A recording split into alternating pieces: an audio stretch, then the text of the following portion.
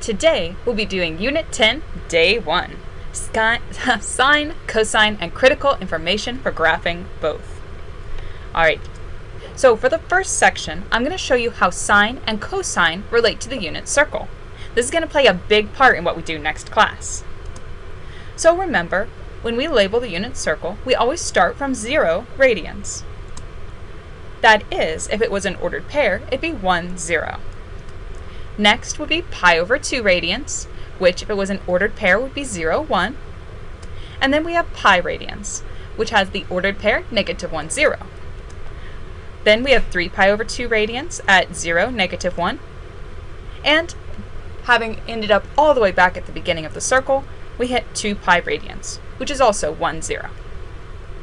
Connecting this to sine, we know that the sine of an angle is always the opposite side divided by the hypotenuse. So let's imagine that any point on the unit circle can become a right triangle. Well, the sine of the angle would be the opposite side over the hypotenuse side. The hypotenuse has to be 1. Remember, on a unit circle, the radius is always 1. Because the hypotenuse is the radius, it's 1. The opposite side is a little different, but see how it goes straight up and down? Well, if we're thinking of ordered pairs, I know that up and down are my y values. So when I want to find the sine of an angle, it's going to be my opposite y over 1, my hypotenuse. So anytime you're thinking of sine values, think y.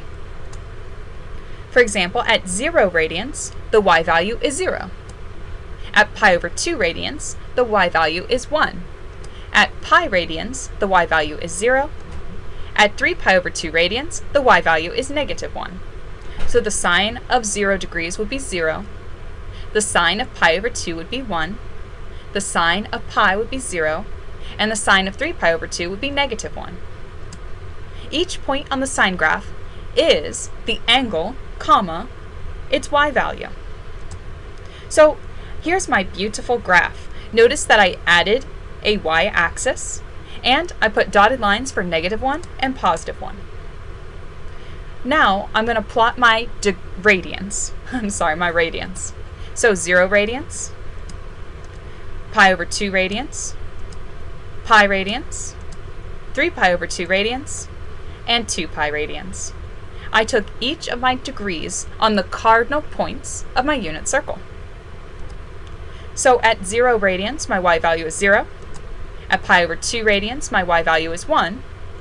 At pi radians, my y value is 0. At 3 pi over 2 radians, my y value is negative 1. And at 2 pi radians, my y value was 0. So connecting these, my sine graph will look just like this. We'll be doing this more next class. Now let's look at cosine. So we keep the same circle, but now cosine will be the adjacent over the hypotenuse. So the angle stays the same, but now we'll look at the adjacent side and our hypotenuse. Well, the radius of a unit circle is always 1, so my hypotenuse is still 1, but now I see that my adjacent side goes left to right. That goes along with my x values. So my cosine of the angle will be x over 1, or just x. So at 0 radians, my x value is 1. At pi over 2 radians, my x value is 0. At pi radians, my x value is negative 1. 3 pi over 2, my x value is 0. So each point on the cosine graph is going to be the angle, comma, its x value. So let's plot it the same way we did before. We have a negative 1 line and a positive 1 line. 0 radians, pi over 2 radians, pi radians, 3 pi over 2 radians, and 2 pi radians. I plotted all 5 of those cardinal points of my unit circle. Alright, so at 0 radians, your x value is positive 1. At pi over 2 radians, your x value is 0. At pi radians, your x value is negative 1. At 3 pi over 2, your x value is 0. And at 2 pi radians, you're back at 1. So if we connect these with a nice smooth curve, it's going to show that the graph of y equals cosine of theta is right here. All right, let's get on to the meat of today. What I'm going to require is for you to find the amplitude, period, phase shift, and vertical shift of these graphs. So let's talk amplitude. Amplitude is the distance from the middle line to the highest point, or from the middle line to the lowest point. So for example, on my green graph, I have a amplitude of 1/2, and on this huge purple line, I would have an amplitude of 3/2. Amplitude is always positive because it's going to be a distance. Amplitude is the coefficient before sine or cosine. What that means is if I have an example equation, like y equals -4 sine of 3x plus 1 minus 3, my amplitude would just be the coefficient in front of the sine or cosine. So the amplitude would be +4. And that's it. You're going to love finding the amplitude. Next is the period. Period is the distance from any one point to the next matching point. So for example, see how both of these points end on 0 and then head downward? So in the parent sine and cosine graphs, this period will be 2 pi. So in my green graph, I can see the period will be 2 pi divided by the coefficient in front of x. Well, in this case, because I'm working from a graph, I can see that the period is exactly half of my original. So if the entire period is 2 pi, then this little half will be pi. Now let's work from an equation. So if y is -4 sine of 3x plus 1 minus 3, to solve, we're going to take 2 pi and divide it by that coefficient in front of x, 3. So the period will be 2 pi over 3. Usually we would simplify, but this one's already done. The phase shift. Phase shift is how far left or right the parent function of sine or cosine is moved. All right, so imagine this green line is my original graph, and I shift it to the left.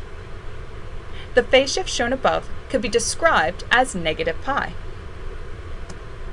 The phase shift of the graph is solving the equation inside the parentheses for x.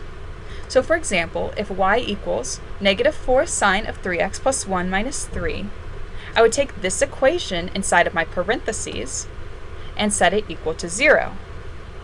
So 3x plus 1 equals 0. I would subtract 1 from both sides, 3x equals -1, and divide both sides by 3 to find that my phase shift would be -1/3. Lastly, vertical shift. Vertical shift is how far up or down the parent function of sine or cosine is moved. So again, let's imagine our beautiful original graph, and imagine that it shifts upwards. So the idea is we're taking the middle line and seeing where it falls. We're shifting it upwards. So because our vertical shift shown above took our middle line and moved it up 1, the vertical shift shown above will be described as 1. The vertical shift of the graph is the constant added or subtracted from the equation.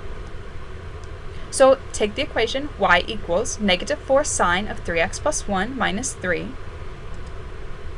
and the constant at the end is -3. So the vertical shift is -3.